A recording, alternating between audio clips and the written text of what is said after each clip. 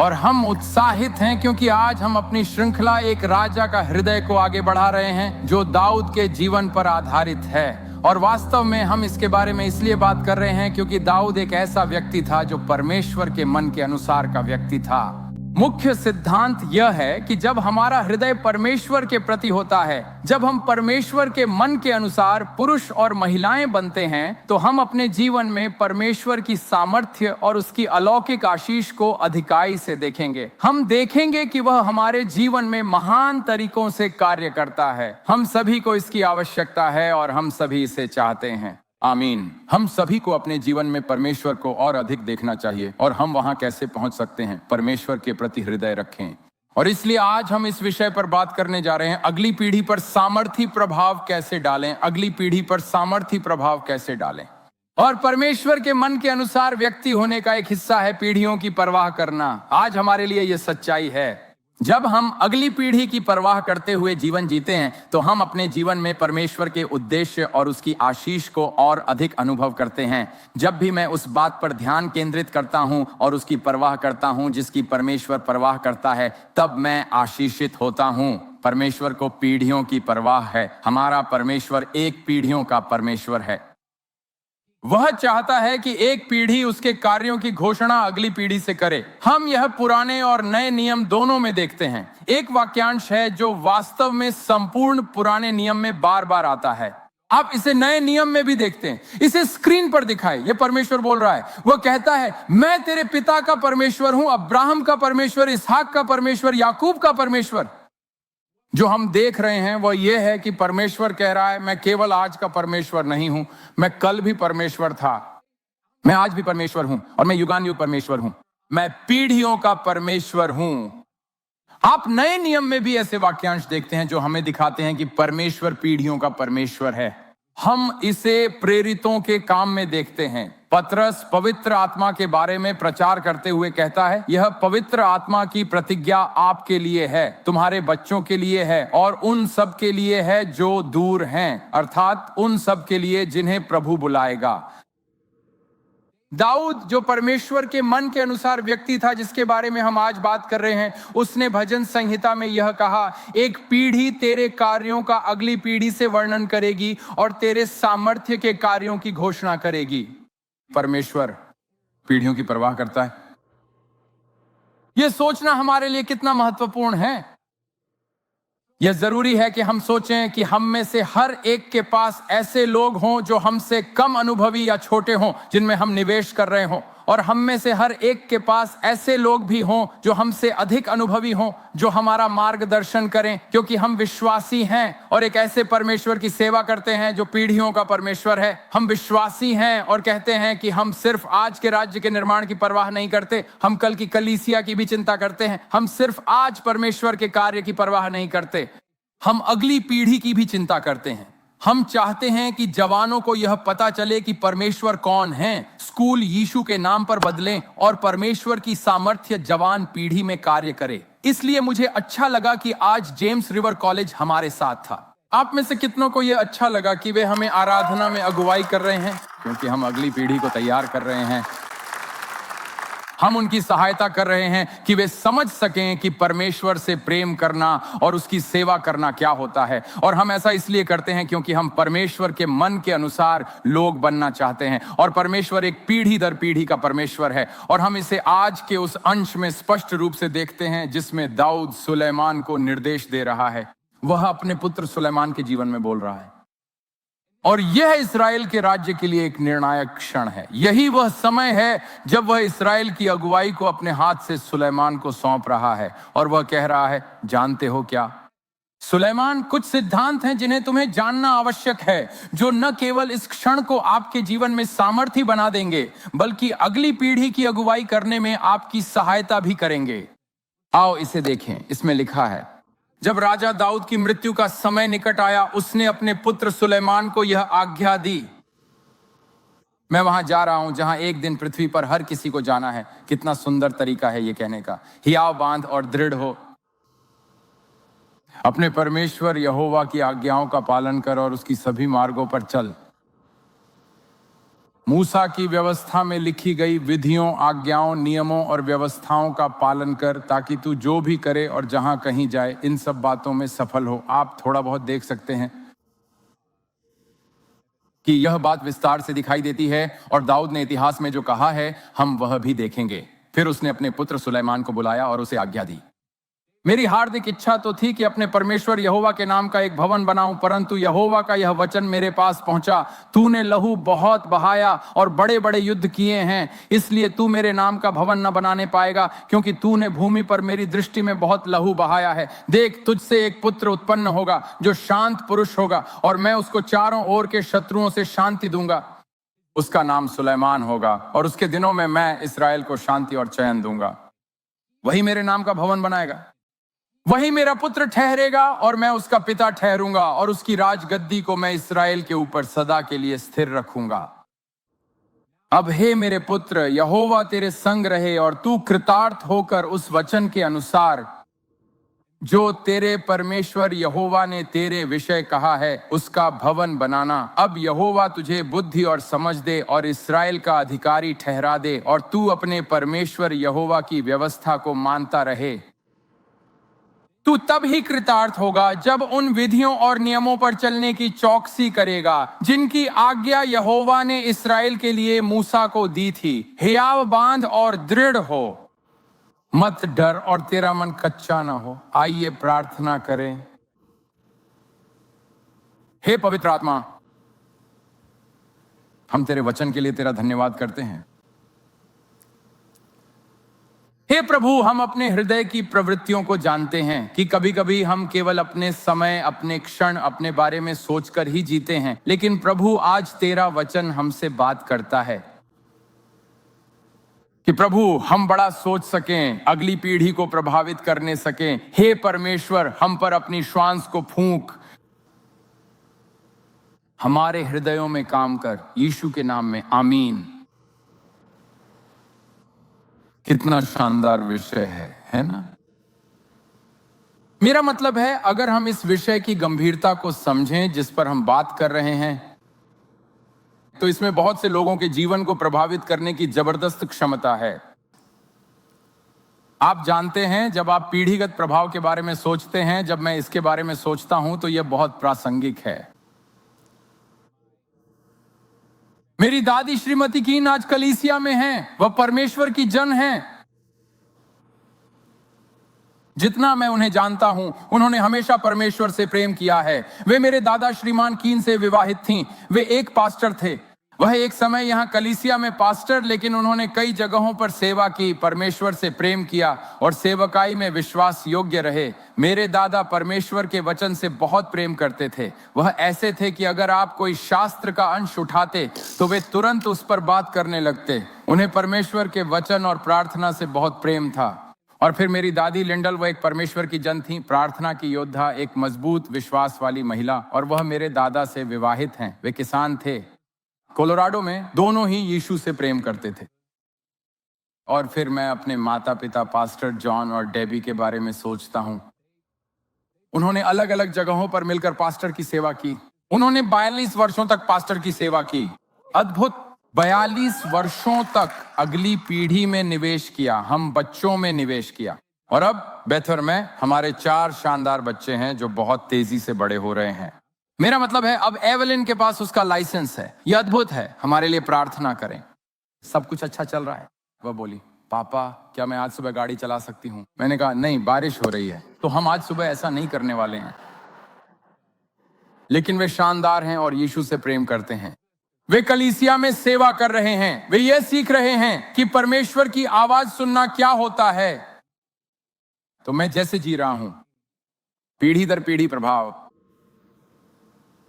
मैं इसे अनुभव कर रहा हूं, इसलिए मैं इसे समझता हूं, और ये आज हम सभी के लिए बहुत प्रासंगिक है। और आप जानते हैं इस अंश में और क्या प्रासंगिक है, वह यह है कि जैसा कि आप इस वचन में देख रहे हैं जिसे हम पढ़ रहे हैं, दाऊद अगुवाई की बागडोर सुलेमान को सौंप रहा है। और यह हमारे लिए एक कलीसिया के रूप में प्रासंगिक है, क्योंकि हम एक बदलाव के बीच में हैं। 2.5 साल पहले मेरे माता पिता उन्होंने घोषणा की थी कि मार्च 2027 में अगुवाई में फेरबदल होगा, जिसमें वे अगुवाई की बागडोर डेविड, बेकी, बेथ और मुझे सौंपेंगे। और हां, प्रभु की स्तुति हो, हम इसके लिए उत्साहित हैं। और आप जानते हैं, इसमें सबसे अजीब बात यह है कि मेरे पिताजी 10 साल पहले, बल्कि उससे भी अधिक समय पहले, जब उन्होंने कभी यह नहीं सोचा था कि हम कलीसिया के संदर्भ में अगुवाई करेंगे या कलीसिया की अगुवाई करेंगे, उन्होंने हमसे, डेविड और मुझसे हर सप्ताह 3 घंटे मिलना शुरू किया। और उस समय में वे हमसे निर्णय लेने के बारे में बात करते थे, वे हमसे सेवकाई के बारे में बात करते थे, वे हमसे अगुवाई की प्रक्रिया के बारे में बात करते थे, क्योंकि वे बस यही सोचते थे कि तुम लोग सेवकाई में कहीं भी जाओ, अगर मैं तुम्हें उस बात सिखा ना सका और तुम्हारी मदद ना कर सका तो यह दुखद होगा। जिसके लिए परमेश्वर तुम्हें बुला रहा है, भले ही परमेश्वर तुम्हें जहां कहीं भी ले जाए।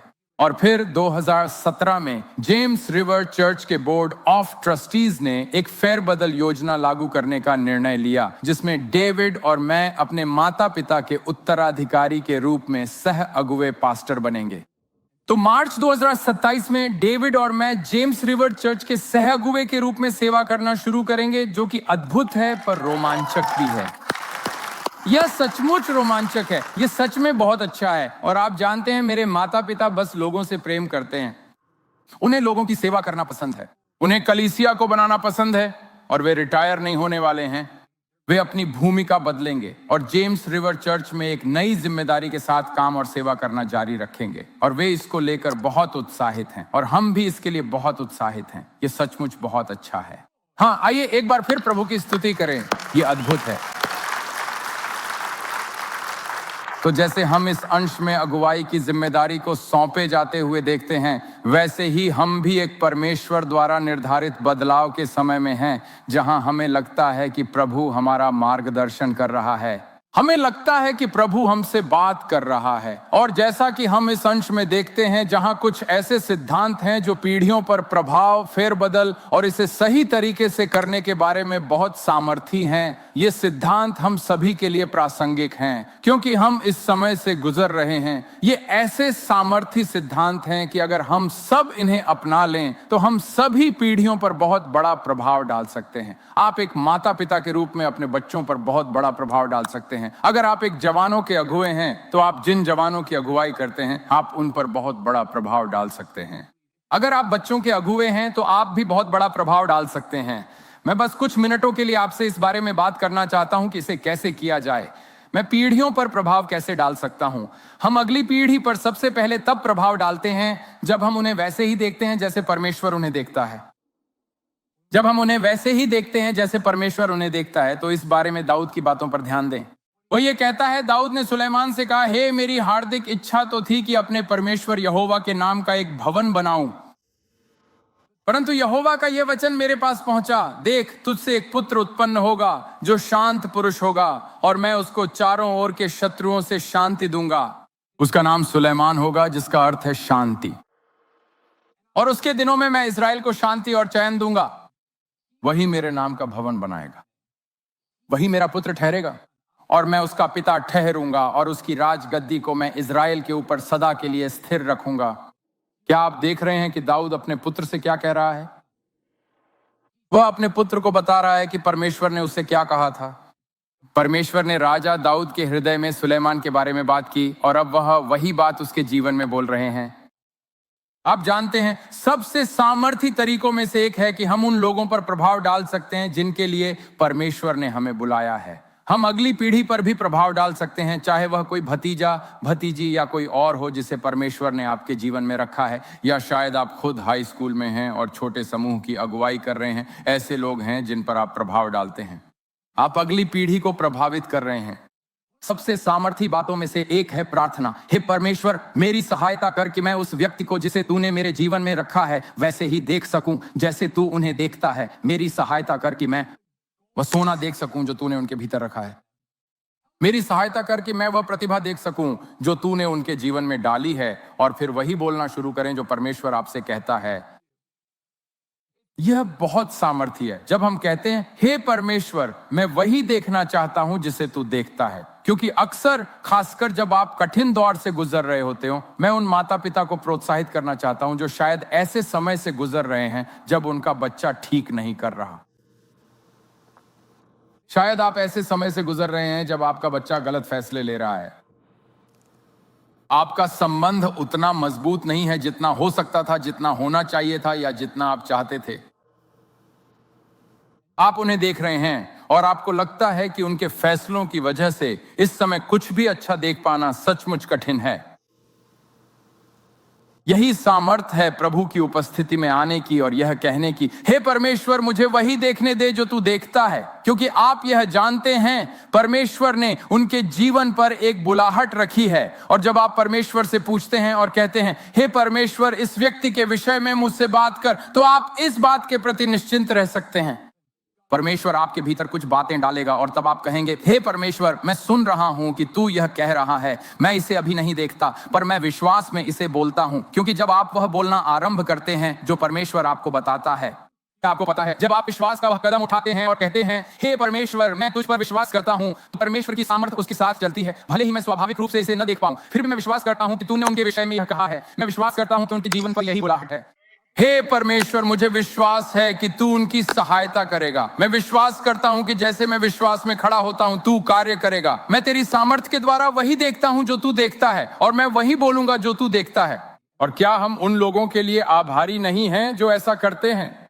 मुझे अपने जीवन में ऐसे लोगों से बहुत आशीष मिली है। मेरे जीवन में बोलते हुए वे बातें देखना जो मैं खुद भी नहीं देख सकता था।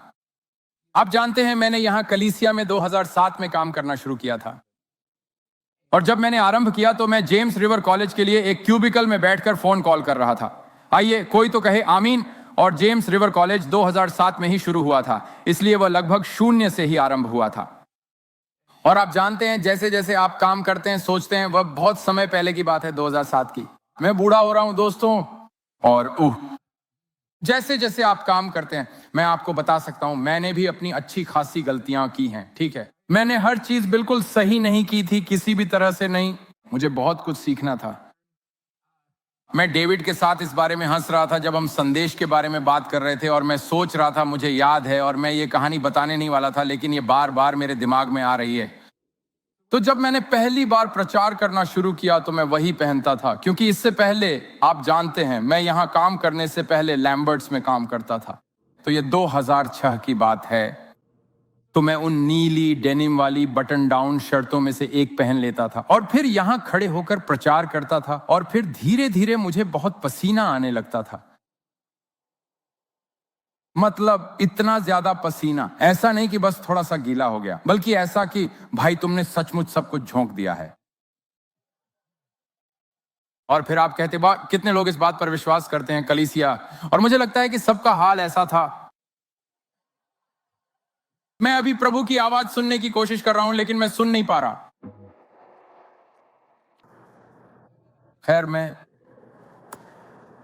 मुझे बहुत मार्गदर्शन मिला, हमें मार्गदर्शन मिलता था। मैंने उन मुलाकातों का जिक्र किया था जो पापा और डेविड के साथ होती थीं। मैं उन सभाओं में नहीं जाता था क्योंकि वे बस मेरी सारी गलतियां दोहराते रहते। मैंने जितनी भी गलतियां की हैं, जैसे वो वहां नहीं बैठता। हाँ, वहां प्रशिक्षण होता है, हाँ, वहां सलाह भी मिलती है, लेकिन हजारों बार मुझे प्रोत्साहित किया गया है। और यह इसलिए है क्योंकि क्या आपको पता है, जब आप किसी व्यक्ति में वही देखते हैं जो परमेश्वर देखता है, और यह हर उस व्यक्ति के लिए सच है जिसकी आप अगुवाई कर रहे हैं, तो आप और अधिक प्रोत्साहन देखेंगे। पवित्र आत्मा की भाषा प्रोत्साहन है। आप उनके भीतर की चीजों को बाहर बुलाएंगे, आप उनमें साहस भरेंगे। आप कहेंगे, जानते हो क्या, तुम ये कर सकते हो, मजबूत और साहसी बनो। और जब आप ऐसा करते हैं तो ये बहुत शक्तिशाली होता है। और मैं बहुत आभारी हूं कि मुझे वक्ताओं में, भविष्य के संवादकर्ताओं में निवेश करने का अवसर मिला है, और मुझ में भी निवेश किया जा रहा है। और यही जीवन जीने का एक शानदार तरीका है। कोई ऐसा हो जिसमें आप निवेश कर रहे हो? क्या आप ये देख रहे हैं, पवित्र शास्त्र में हर जगह कोई ना कोई आप में निवेश कर रहा है। आप किसी में निवेश कर रहे हैं, कोई आप में निवेश कर रहा है। और जब मैं ऐसा करता हूं तो मैं उनकी सहायता कर पाता हूं, लेकिन मैं प्रतिक्रिया भी प्राप्त कर सकता हूं। क्योंकि बात यह है, और हर उस व्यक्ति के लिए जो बढ़ना चाहता है, अगर आप प्रतिक्रिया अच्छी तरह से नहीं ले सकते तो आप प्रोत्साहन भी अच्छी तरह से नहीं ले सकते। आपको विनम्र होना पड़ेगा यह कहने के लिए कि जानते हो क्या, मुझे इसकी जरूरत है। और यही बात मुझे जेम्स रिवर प्रीचिंग टीम का हिस्सा बनने में सबसे अच्छी लगती है। हर बार जब मैं कुछ करता हूं तो ऐसा नहीं होता कि तुम कमाल हो, ये सबसे अच्छा संदेश था जो मैंने कभी सुना है, नहीं ये ऐसा है, नहीं ये सचमुच अच्छा था, तुमने ये अच्छा किया। सुनो, पसीने के दागों वाली वह कहानी शायद अगली सभा में नहीं सुनानी चाहिए, ठीक है? या सुनो, तुम्हें इसे थोड़ा और विस्तार से बताना चाहिए ताकि लोग इसे समझ सकें। तुम्हारे पास यह होना चाहिए। और यह वास्तव में यहां मौजूद किसी भी व्यक्ति के लिए एक तरह की टिप्पणी है, खासकर अगर तुम अगली पीढ़ी हो। तुम किसी ऐसे व्यक्ति के बारे में सोच सकते हो जो तुम्हें कुछ सिखाने की कोशिश कर रहा है, लेकिन तुम उसे स्वीकार नहीं कर सकते क्योंकि तुम घमंडी हो और यह हमेशा तुम्हारी तरक्की में बाधा बनेगा। क्षमा करना, मैं अचानक यहां भावुक हो गया हूं, लेकिन मैं सच में तुम्हारे लिए इसकी परवाह करता हूं। बहुत से लोग अपनी जिंदगी की आवाजों को बंद कर देते हैं क्योंकि वे प्रतिक्रिया सुनना नहीं चाहते, क्योंकि वे नहीं चाहते कि कोई उनके जीवन में बोले। लेकिन जब आप उसे बंद करते हैं तो असल में आप आशीष को भी बंद कर रहे होते हैं। आप प्रोत्साहन को बाहर कर रहे हैं, आप अपने जीवन की उन्नति को भी रोक रहे हैं। और हाँ, यह कभी भी पूर्ण नहीं होता। जो कोई भी आपके जीवन में निवेश कर रहा है वह यीशु नहीं है, पर संभव है कि यीशु ने ही उसे आपके जीवन में रखा हो ताकि आप उस व्यक्ति में बढ़ें जिसे बनने के लिए परमेश्वर ने आपको बुलाया है। और यदि आप किसी के जीवन में निवेश कर रहे हैं तो आपका कार्य यह कहना है, क्या आपको पता है, मैं केवल इस बात पर प्रहार नहीं करूंगा कि वे क्या अच्छा नहीं कर रहे। हाँ, मैं उन्हें उनकी कमियां दिखाने में सहायता करूंगा, पर साथ ही मैं उन्हें वह भी दिखाऊंगा जो वे स्वयं अपने भीतर शायद देख भी नहीं पाते, परमेश्वर जो उनमें देखता है। और क्या आपको पता है, यह उनकी ओर से प्रार्थना करने से आरंभ होता है। माता पिता, मैं आपको सचमुच प्रोत्साहित करता हूं, अपने बच्चों के नाम लेकर प्रार्थना करें। यह इतना सरल है। कहिए, हे परमेश्वर, मैं अपने बच्चों के लिए मैं एवेलिन को तेरे सामने लाता हूं। हे परमेश्वर, मैं प्रार्थना करता हूं कि तू उसे आशीष दे। और जब आप उनके लिए प्रार्थना करते हैं, उनके नाम लेकर प्रार्थना करते हैं, तो परमेश्वर आपके हृदय में उनके लिए ऐसी बातें डाल देगा जिन्हें वे स्वयं अपने बारे में नहीं देख पा रहे होते। और संभव है कि आप भी पहले न देख पाए हों, क्योंकि आप प्रभु की उपस्थिति में उनके लिए प्रार्थना कर रहे होते हैं। परमेश्वर उनके लिए बातें आपके हृदय में रखेगा। और एक और बात जो आपको करनी है, उनके साथ समय बिताना। आप जानते हैं, यदि आप वही देखना चाहते हैं जो परमेश्वर देखता है, तो यह उनके साथ समय बिताने से ही आएगा। जब आप उनकी बातें ध्यान से सुनते हैं, तब वे ऐसी बातें सामने लाएंगे जिन्हें प्रभु पवित्र आत्मा आपके हृदय में डालेगा और कहेगा, हाँ यही बात है। आप जानते हैं, आपने मुझसे पूछा था कि मैं जो कर रहा हूं उसमें से कुछ दिखाऊं। यही है, बिल्कुल वही। उनके अंदर जो जुनून है वह मुझसे है। ओह, उस तरह क्या आपने देखा कि उन्होंने वह किया? वह मुझसे है। और आप उन बातों को पहचानना और प्रकट करना शुरू करते हैं। यह सचमुच बेहद शक्तिशाली है। अगर आप कंपनी मालिक हैं और आपके पास जवान कर्मचारी या अगली पीढ़ी के लोग हैं जिनमें आप निवेश कर रहे हैं, तो उनके लिए प्रार्थना करें। कहें, हे परमेश्वर, मुझे उनके लिए एक वचन दे। आगे बढ़ें और एक उत्साहवर्धक मालिक बने। ऐसे मालिक बने जो कहते हैं, क्या तुम्हें पता है, मैं तुम्हारे भीतर प्रभु की बातें देखता हूं, परमेश्वर तुम्हारे जीवन में काम कर रहा है। वे कहते हैं, लेकिन वे तो मसीही भी नहीं हैं, इससे कोई फर्क नहीं पड़ता। सोचिए कितना अद्भुत होगा अगर आपका मालिक कहे, मैं तुम्हारे भीतर परमेश्वर की यह बात देखता हूं। यह आपको प्रोत्साहित करेगा। यह बहुत शक्तिशाली होता है जब आप कहते हैं, परमेश्वर, मैं अगली पीढ़ी में वही देखना चाहता हूं जो तू देखता है। यह उनके जीवन पर बहुत गहरा प्रभाव डालता है। दूसरी बात, उन्हें चुनौती दें कि वे पूरी निष्ठा से परमेश्वर के पीछे चलें। इसे देखिए, दाऊद ने यह आज्ञा अपने पुत्र को दी, हियाव बांध और दृढ़ हो, अपने परमेश्वर यहोवा की आज्ञाओं का पालन करना, उसके मार्गों पर चलना और मूसा की व्यवस्था में लिखी हुई उसकी विधियों, आज्ञाओं, नियमों और व्यवस्थाओं को मानना, ताकि तू जहां कहीं जाए वहां सफल हो। वह इतिहास की पुस्तक में यह भी कहता है। वह कहता है, और सुलेमान मेरे पुत्र, सीख अपने पुरखाओं के परमेश्वर को गहराई से जान, संपूर्ण मन और स्वेच्छा से मन के साथ उसकी आराधना और सेवा किया कर, क्योंकि यहोवा हर हृदय को देखता है और हर योजना और विचार को जानता है। यदि तू उसे ढूंढेगा तो उसे पाएगा। यदि हम अगली पीढ़ी पर प्रभाव डालना चाहते हैं तो हमें उन्हें चुनौती देने के लिए तैयार रहना होगा। इसलिए हम वही देखते हैं जो परमेश्वर देखता है, और फिर यह भी कहते हैं, अरे यही सर्वोत्तम मार्ग है। बाइबल के आधार पर परमेश्वर के वचन के अनुसार अपने जीवन को जीना। अतः आपको अपने बच्चों के जीवन में परमेश्वर का वचन बोलना चाहिए। आपको परमेश्वर के वचन को जानना आवश्यक है। जब मैं किसी को अगली पीढ़ी के विषय में कहते हुए सुनता हूं, और यह भतीजा या भतीजी हो सकते हैं, आपके अपने बच्चे या नाती पोते हो सकते हैं, या कार्यस्थल पर कोई जवान कर्मचारी हो सकता है जिसमें आप निवेश कर रहे हैं, और फिर यह कहा जाता है एक दिन वे स्वयं ही सब समझ लेंगे, तो मुझे चिंता होती है। मैं मानता हूं कि इसमें एक सीमा तक सच्चाई है। कोई भी माता पिता को अत्यधिक नियंत्रण करने वाला, हर समय निगरानी रखने वाला या सूक्ष्म प्रबंधन करने वाला नहीं होना चाहिए। इसमें भी अति हो सकती है, परंतु प्रायः हम देखते हैं कि जीवन में जो मार्गदर्शक होते हैं, विशेषकर माता पिता, वे इसी वाक्य का उपयोग अपने बच्चों को ऐसे स्थानों में भेजने के संदर्भ में करते हैं जो संभावित रूप से समझौता कराने वाले होते हैं। वैसे सच कहूं तो मैं किसी की भावना को आहत नहीं करना चाहता, ठीक है, पर गंभीरता से कहूं, मेरा ऐसा कोई उद्देश्य नहीं है। पर मुझे पता है कि यह बात कुछ घरों में घटती है, और मुझे लगता है कि इस विषय में आपको गंभीरता से विचार करना चाहिए। अपने बेटे या बेटी को विपरीत लिंग के साथ एक ही कमरे में रहने देना बुद्धिमानी नहीं है। उन्हें यह सब स्वयं समझने की आवश्यकता नहीं है। वे जवान हैं और उनके पास न तो वह क्षमता है, न ही यह समझदारी है, या न ही ऐसी स्थिति को संभालने की परिपक्वता है।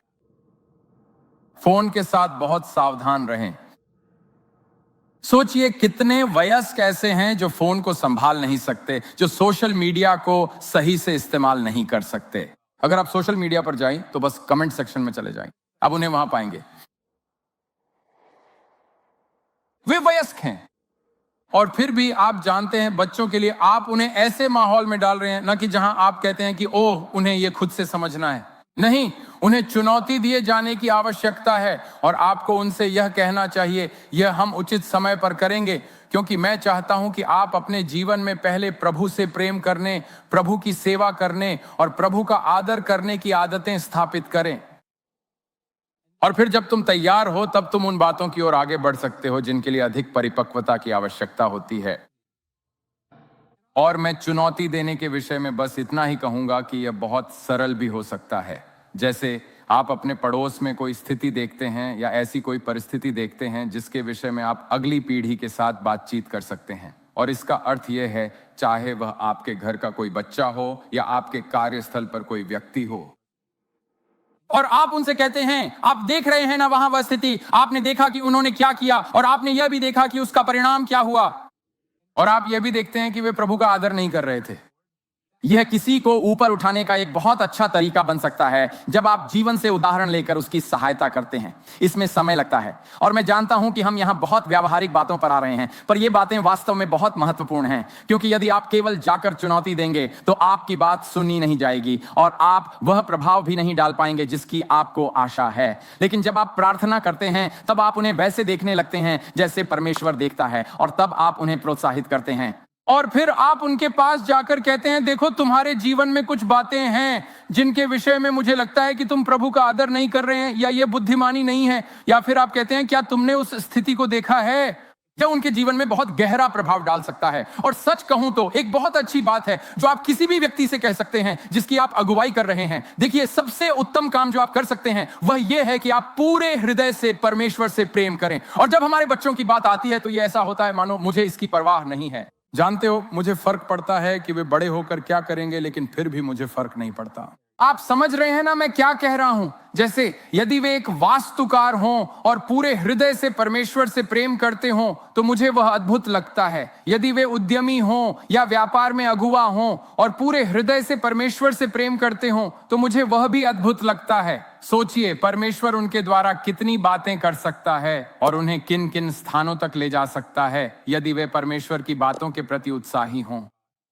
यदि वे एक पास्टर हों और पूरे हृदय से परमेश्वर से प्रेम करते हों तो वह बहुत अच्छा है, पर उनका पास्टर होना अनिवार्य नहीं है। मुख्य बात यही है, पूरे हृदय से परमेश्वर से प्रेम करना और इसी बात के लिए उन्हें चुनौती देना। और मुझे लगता है कि एक और वास्तविक कुंजी यह भी है कि यदि आपका कोई अतीत रहा है तो उस अतीत के अनुसार जीवन न जिए, बल्कि यह कहें कि आज मैं प्रभु का आदर करूंगा। दाऊद के बारे में यही खास बात थी कि वह परमेश्वर के लिए जुनूनी था। ये बहुत ही कठिन होता है और सहायक भी नहीं होता जब आप जिन पर प्रभाव डालते हैं और जिनकी अगुवाई करते हैं उनसे वह करने को कहते हैं जो आप स्वयं नहीं कर रहे हैं। यही वह समय है जब सब कुछ टूट जाता है, लेकिन केवल इसलिए कि आपका एक अतीत रहा है इसका अर्थ यह नहीं कि आपका भविष्य नहीं हो सकता, और केवल इसलिए कि आपका एक अतीत रहा है इसका अर्थ यह भी नहीं कि आप उनके जीवन में बोल नहीं सकते। आमीन। क्या हम परमेश्वर के अनुग्रह के लिए उसकी स्तुति नहीं कर सकते? कोई है? ओ, मैं बहुत आभारी हूं। ये कैसी अनुग्रह की तस्वीर है।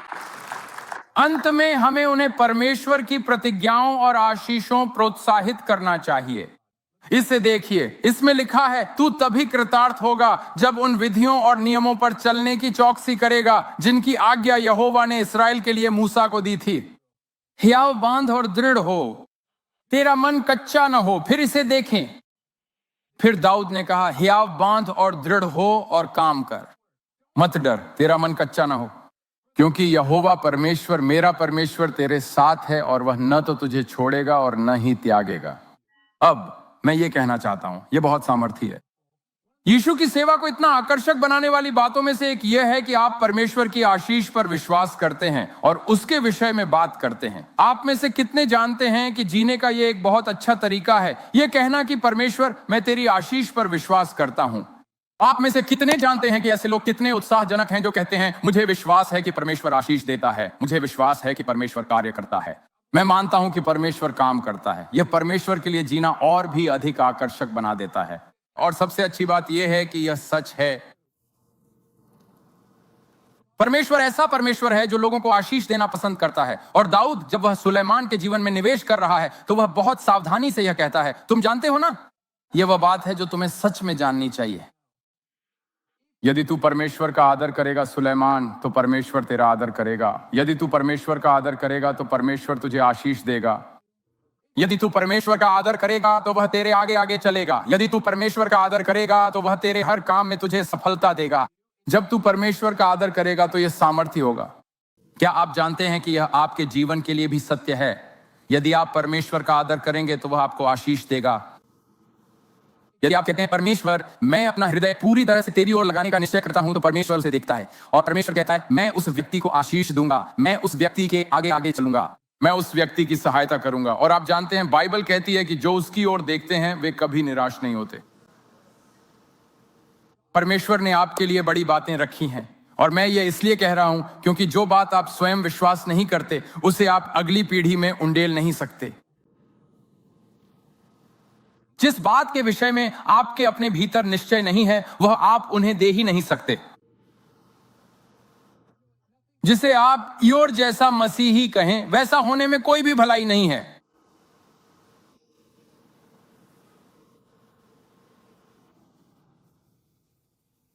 आपको लगता है कि यह काम करेगा? मुझे नहीं पता। शायद ऐसा होगा, शायद ऐसा नहीं होगा।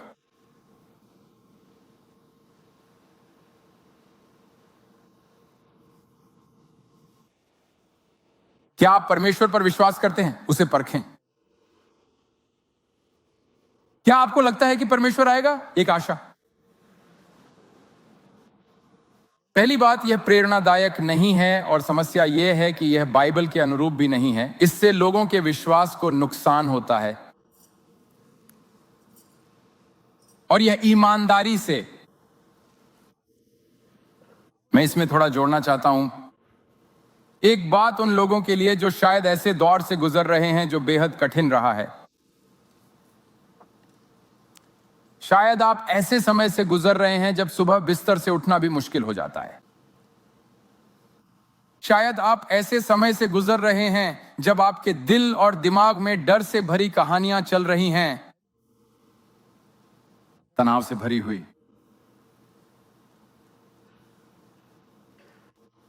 जिस बात के लिए मैं आपको सच में प्रोत्साहित करना चाहूंगा वह यह है कि इस दौर को अपने संपूर्ण जीवन की कहानी न बनने दें। इस दौर को यह तय न करने दें कि आप परमेश्वर को कैसे देखते हैं।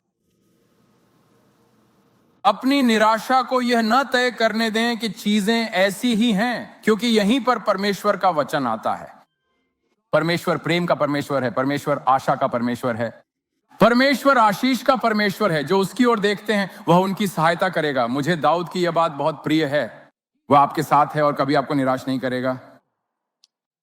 वह आपको असफल नहीं होने देगा। क्या आपको पता है दाऊद ये क्यों कहता है? क्योंकि दाऊद ने जीवन को बहुत जीकर देखा है।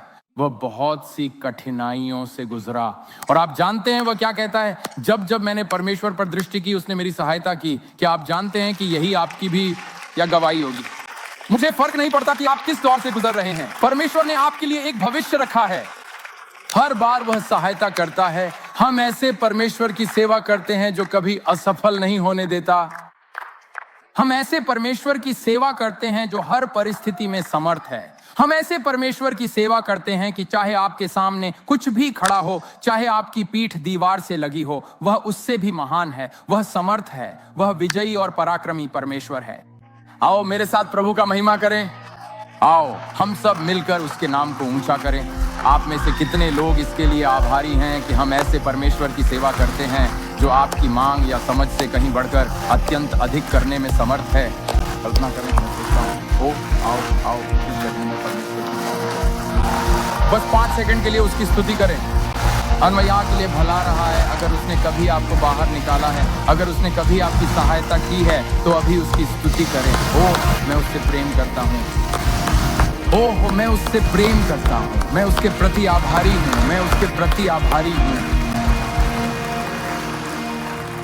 आप सब लोग बैठ सकते हैं। भाई ये तो बहुत अच्छा है। और जानते हो क्या बात और भी शानदार है? दाऊद, हम देख सकते हैं कि वह वास्तव में परमेश्वर के विषय में कैसे बात करता था।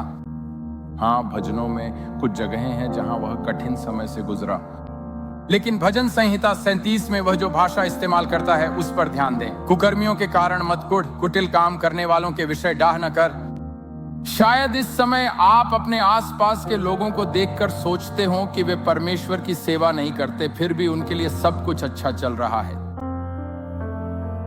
इसकी चिंता न करें, क्योंकि वे घास के समान झट कट जाएंगे और हरी घास के समान मुरझा जाएंगे। उनका अंत अच्छा नहीं है।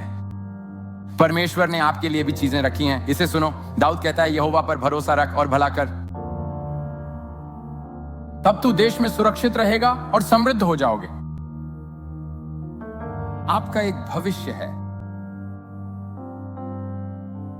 आप में से कुछ लोग अपने बुजुर्ग वर्षों में हैं और आप सोचते हैं, मुझे नहीं पता, क्या मैं कुछ कर सकता हूं, क्या मैं कोई प्रभाव डाल सकता हूं?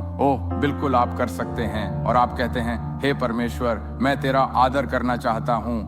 परमेश्वर आपको समृद्ध बनाएगा।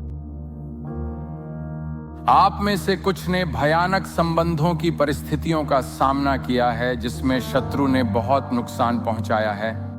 यह सब कुछ बहुत विनाशकारी लगता है। आप प्रभु का सम्मान करें, भलाई करें और वह आपको समृद्ध करेगा। वह अभी तुमसे काम पूरा नहीं कर चुका है। मैं ये इस तरह इसलिए कहता हूं क्योंकि शत्रु कहना चाहता है, हाँ अब सब खत्म हो गया। पर मैं प्रभु यीशु के नाम में कहता हूं, नहीं, परमेश्वर अभी तुमसे काम पूरा नहीं कर चुका है। परमेश्वर आपका सहायता करेगा, वो आपको समृद्ध करेगा। प्रभु में प्रसन्न रहें और वो आपको आपके मन की इच्छा प्रदान करेगा। आपके हृदय में कुछ बातें हैं जो परमेश्वर ने रखी हैं और आप कहते हैं, हे परमेश्वर, क्या यह कभी हो सकता है? हे परमेश्वर, मुझे लगता है कि यह तेरी ओर से है। प्रभु में मगन हो और वह आपके मन की इच्छा पूरी करेगा। अपने कामों को यहोवा पर डाल दें, उस पर भरोसा रखें और वह आपकी सहायता करेगा। वह तुम्हारी निर्दोषता को भोर की तरह चमका देगा। आपके काम के फल की चमक दोपहर के सूरज की तरह होगी। दाऊद यह बता सकता था कि परमेश्वर सुलेमान के जीवन में क्या करेगा, क्योंकि उसने यह सब अपने जीवन में देखा था। वह सुलेमान से पूरे विश्वास के साथ बात कर सकता था क्योंकि उसे खुद परमेश्वर की आशीष और भलाई का व्यक्तिगत अनुभव था। हम में से हर एक के लिए परमेश्वर ने कुछ लोगों को ठहराया है जिनके जीवन में हमें बोलना है, जिनमें हमें निवेश करना है, जिन्हें हमें चुनौती देनी है और जिनके सामने हमें परमेश्वर का सही रीति से प्रतिनिधित्व करना है। परमेश्वर कैसा है? परमेश्वर एक आशीष देने वाला परमेश्वर है। पर मेरे जीवन को देखो ब्रैंडन, मुझे नहीं पता कि मैं ये कर पाऊंगा या नहीं। अरे नहीं, परमेश्वर भला है और उसने आपके लिए एक भविष्य रखा है। और मैं ये सिर्फ एक औपचारिकता के तौर पर नहीं कह रहा प्रभु, मैं यह पवित्र आत्मा की सामर्थ्य से पूरे विश्वास के साथ कह रहा हूं। परमेश्वर हमेशा सहायता करता है। परमेश्वर आपकी सहायता कर सकता है, और जब इस विषय में आपके भीतर निश्चय हो जाता है, तब आप देखेंगे कि आप अगली पीढ़ी में कैसे निवेश करते हैं। आप देखेंगे कि अचानक आपको प्रभाव डालने के लिए कितनी प्रेरणा मिल रही है। और इस संपूर्ण श्रृंखला, इस संपूर्ण विचार के विषय में यह बात पूरी तरह सच है। हम कहते हैं, हे परमेश्वर, हमारा हृदय उन बातों के लिए हो जो तेरे हृदय में हैं। जब आप कहते हैं, हे परमेश्वर, ठीक है, मैं तुझे सुनता हूं, मैं जानता हूं तू मुझे इस्तेमाल कर सकता है, और मैं अगली पीढ़ी पर प्रभाव डालने वाला हूं, जानते हैं परमेश्वर आपको आशीष देगा।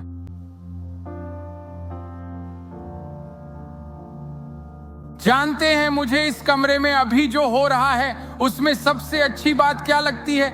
यहां परमेश्वर का आत्मा है और विश्वास इस कमरे में आ गया है। यहां ऐसे लोग हैं जो बहुत समय बाद पहली बार परमेश्वर पर विश्वास कर रहे हैं, क्योंकि पवित्र आत्मा ने उसके वचन पर उतरकर कहा है, यह तुम्हारे लिए है। जानते हैं, इसे मन में बसा लें, इसे न खोए। हे परमेश्वर, मैं तुझ पर विश्वास करता हूँ कि तेरे पास मेरे लिए भली बातें हैं, और मैं विश्वास करता हूँ कि तेरे पास मेरे बच्चों के लिए भली बातें हैं। मैं विश्वास करता हूँ कि तेरे पास उस व्यक्ति के लिए भली बातें हैं जिसे मैं चेला बना रहा हूँ। मुझे विश्वास है कि तेरे पास मेरे लिए भली वस्तुएं हैं, और तू मुझे बड़ा प्रभाव डालने के लिए इस्तेमाल करे।